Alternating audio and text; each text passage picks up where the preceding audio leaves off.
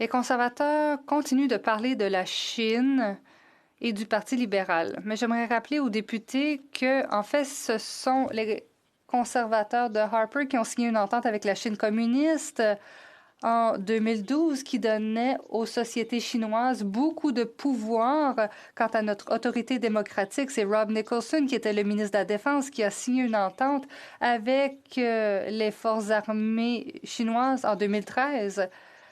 J'aimerais revenir aux impôts parce qu'on sait que l'économie actuelle ne fonctionne pas en réduisant les impôts pour les plus riches. Ça a simplement signifié qu'ils ont pu se remplir les poches et le fardeau est tombé à la classe moyenne. Ce n'est pas bon pour notre économie et non plus pour les gens qui travaillent.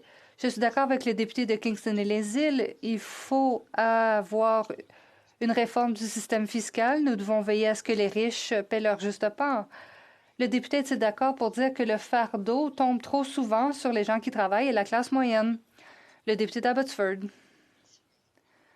Le député sait que je viens de répondre à la question. Je suis en faveur d'une réforme fiscale pour que le système fiscal soit juste et équilibré, pour que les gens qui devraient payer des impôts en paient. Pour ce qui est de l'entente dont il a parlé, eh bien, moi, j'ai lu cette entente et ça ne crée pas un accès du marché préférentiel. On parle d'investissement et de protection. En fait, ça ne protège que les investissements une fois qu'ils ont été faits au Canada.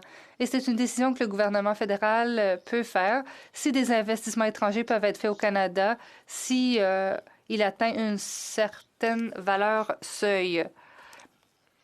Mais de dire que ça ouvre les marchés pour les investissements chinois, ça c'est en fait faux et cette entente fait plus pour protéger les investisseurs canadiens lorsqu'ils font des investissements en Chine. Je dois interrompre le député pour permettre d'autres questions.